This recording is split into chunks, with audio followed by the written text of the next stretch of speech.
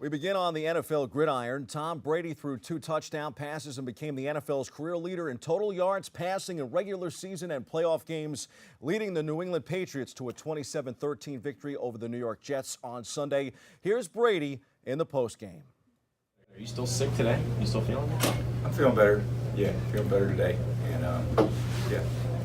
I know it's not about records, but you passed another one today. Is there one record over the years that you're particularly proud of? Just wins. I mean, that's what we're here for, to win games. So trying to be a part of as many of these as I can. I love being out there with my teammates and working hard at trying to figure out how to get the job done each week. And it's not easy, but just here to win. You'd love to be perfect out there. The other teams are well coached and they got a lot of good players too. So, when you win, you feel really good. And it's obviously a couple weeks ago, we did everything the opposite of what we needed to do. And I think we're doing a better job taking care of the ball. It gives us a much better chance to win games. And scoring more points, converting on third down, scoring in the red area, all those things are really important that we talked about. So we made some plays. There's certainly ones we left out there, but we'll take it and keep moving forward. Brady moved past Peyton Manning for the most total passing yards in NFL history. Josh McCown went toe-to-toe with Brady for 3 quarters. McCown and the Jets get an A for effort, but moral victories aren't acceptable, of course. They collapsed in typical fashion with a questionable coaching decision looming large in their defeat. Gang Green, now 3-8, is losers of 5 straight for the first time in the Todd Bowles era. They're playing out the string. It's the worst of times for a losing team in the NFL, but it's hardly a new reality for the Jets, who will miss the playoffs for the 8th straight season. The loss practically ensures their 3rd consecutive losing season. The Jets have lost 17 of their past 22 games under Bowles. The Patriots were called for an offensive pass interference in the first quarter. Instead of declining the penalty, making it 4th and 2 from the Jets' 24, Bowles accepted the penalty to make it 3rd and 12 from the 34. The Giants and Pat Shurmur didn't fare much better in Philly. Jake Elliott kicked a 43-yard field goal with 22 seconds remaining, and the Eagles rallied for a 25-22 victory over the New York Giants. They're in the midst of a rebuilding process, and wins the previous 2 weeks over the San Francisco 49ers and Tampa Bay Buccaneers shouldn't mask that. The Giants' offense is playing better, and there were more signs of progress, but while blowing a 16-point lead, there were more than a few hints as to why the Giants remain in the running for the #1 overall pick rather than a playoff berth. The 3-8 Giants are simply not good enough to compete for a playoff spot, even in a down NFC East. Wide receiver Odell Beckham Jr. set the goal at 1-7 to win the final 8 games of the season. Even he knew that would be viewed as crazy. At the quarter season mark, Kenny Atkinson says he'd give the Brooklyn Nets a B overall. The young Nets are 8-12 and 4-6 in their last 10 games. They fell to Jimmy Butler and the Sixers at the buzzer on Sunday. Meanwhile, the Knicks top Memphis 103-98 for their 3rd straight victory. Time for some quick hitters from around the world of sports. From college football, Alabama and Clemson seem to be on a collision course to play for a national championship again. For the 2nd straight season, Georgia is standing in the Crimson Tide's way, this time in next week's SEC championship game in Atlanta. But the final full weekend of the regular season finally delivered unexpected results and drama. Ohio State spoiled Michigan's Big Ten title and college football playoff dreams with a rout that neither side will soon forget.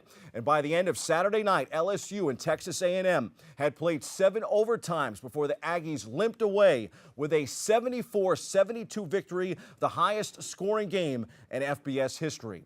From motorsport, the final Grand Prix of the season saw Lewis Hamilton claim his 11th win of the campaign, a title for Mercedes, and Fernando Alonso bowing out of the sport after 17 years. I was wrong, folks. Phil Mickelson prevailed Friday in darkness on a makeshift hole played 3 times, finally converting a 4-foot putt to win. It was a bit of a bizarre end to a day that had its moments, just not enough of them. The 5-time major champion, who desperately and jokingly wanted to prevail, to hold some measure of gloating over his longtime nemesis, Tiger Woods, won 4 holes in regulation, 3 when Woods made a bogey. Both players missed very makeable putts in what turned out to be a 4-hole playoff, 3 of them on a 93-yard hole where Floodlights were used to continue the action.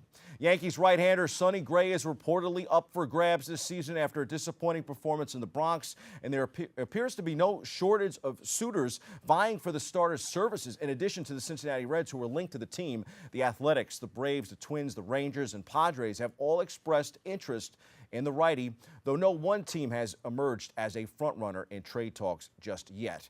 It looks like star Arizona first baseman Paul Goldschmidt could be up for grabs. He would be a nice fit for either the Yanks or the Mets. Goldschmidt, 31, is entering his final year under contract with the D-backs. The hot-hitting first baseman completed his 6th straight All-Star run in 2018 with 33 home runs. Kawhi Leonard is back. This season in Toronto, he's averaging 24.4 points and 8.4 rebounds a game, shooting efficiently with a 57.5 true shooting percentage, playing lockdown on-ball defense, and has led the Raptors to a 16-4 record to start the season. Meanwhile, San Antonio, his former team, is 500. But when asked pregame about Patty Mills stepping up as a leader for the Spurs, coach Greg Popovich said he and Manu Ginobili were doing that before because vocal leadership is not what Kawhi Leonard does. Leonard said he leads by example. The world chess champion Magnus Carlsen is defending his title in London, but so far he's been unable to win one single game against his challenger, Fabiano Caruana.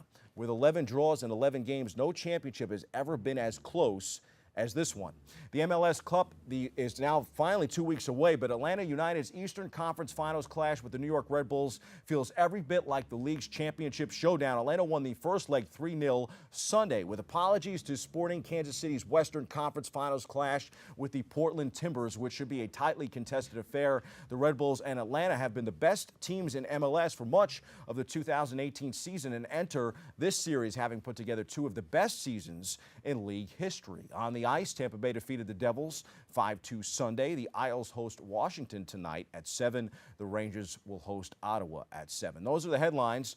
We hit the C-list for a team that might be able to challenge Alabama for the national title.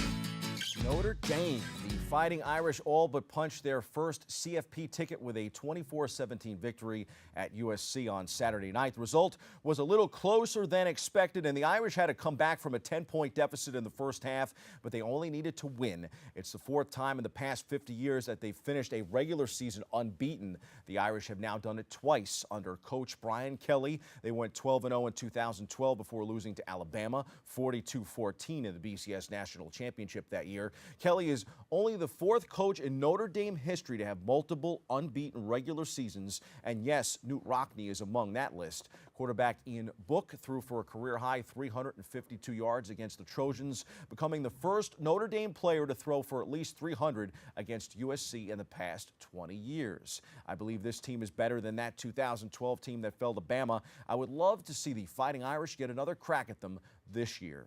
That's your sports. I'm Bobby C.